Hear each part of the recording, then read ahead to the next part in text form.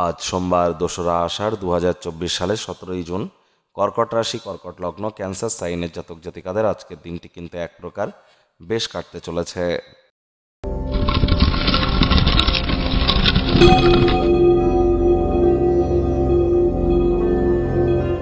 ভিডিওটির শুরুতেই আপনার স্ক্রিনে দেখতে পাচ্ছেন মহাদেবের রুদ্র গায়ত্রী মন্ত্র। ওম তৎপুরুষায় বিদ্মহে মহাদেবায় ধীমহি তন্ন রুদ্র প্রচোদয়াৎ। এটি সকাল, দুপুর, সন্ধ্যা ৩ বেলায় ১০৮ বার করে জপ করুন। না পারলে অন্তত ২১ বার বা ৭ বার করে জপ করুন, অত্যন্ত উপকৃত হবেন।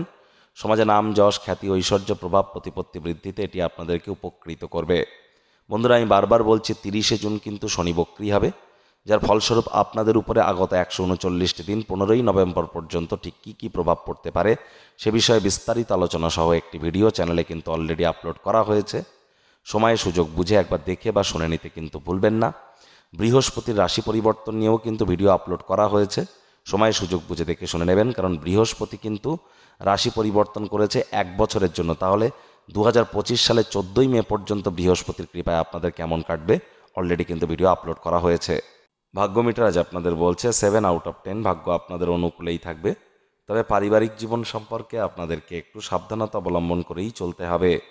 আজ কায়িক পরিশ্রম হলেও শরীর মনে সতেজতা এবং তরতাজাই কিন্তু আপনারা অনুভব করবেন। দীর্ঘদিনের পুরনো রোগশোক থেকেও মুক্তি পাওয়ার দিন, পরিত্রাণ পাওয়ার দিন। আজ আপনি আপনার শারীরিক মনোবল বজায় রাখার জন্য খেলাধুলোতে সময় ব্যয় কিন্তু করতেই পারেন। আর্থিক দিকটিতে আপনাদের উন্নতি এক প্রকার নিশ্চিত। পরিবারে বাচ্চা কাচ্চা থেকে থাকলে তাদের উপরে বলপূর্বক নিজের মতামতকে যেন জাহির করতে যাবেন না, তাদেরকে বোঝান যে আপনি তাদের ভালোবাসেন, কেয়ার করেন, পরোয়া করেন। ডমিনেটিং নেচারের হলেই কিন্তু ক্ষতি। পরিবারের প্রয়োজনীয়তাগুলিকে অগ্রাধিকার দেওয়ার চেষ্টা করুন। আজ শিক্ষার্থী বিদ্যার্থী যারা আছেন তারা যে কোনো প্রকার পরীক্ষা প্রতিযোগিতায় অংশগ্রহণ করবার আগে প্রিপারেশন কিন্তু আপনাদের জন্য অত্যন্ত গুরুত্বপূর্ণ। শিক্ষার্থী বিদ্যার্থীরা পড়াশোনায় মনোযোগ আরও বৃদ্ধি করুন। হাউসওয়াইফ যারা আছেন দিনের শুরুটা যতটা তাড়াতাড়ি করবেন সেটি আপনাদের ক্ষেত্রে বেটার।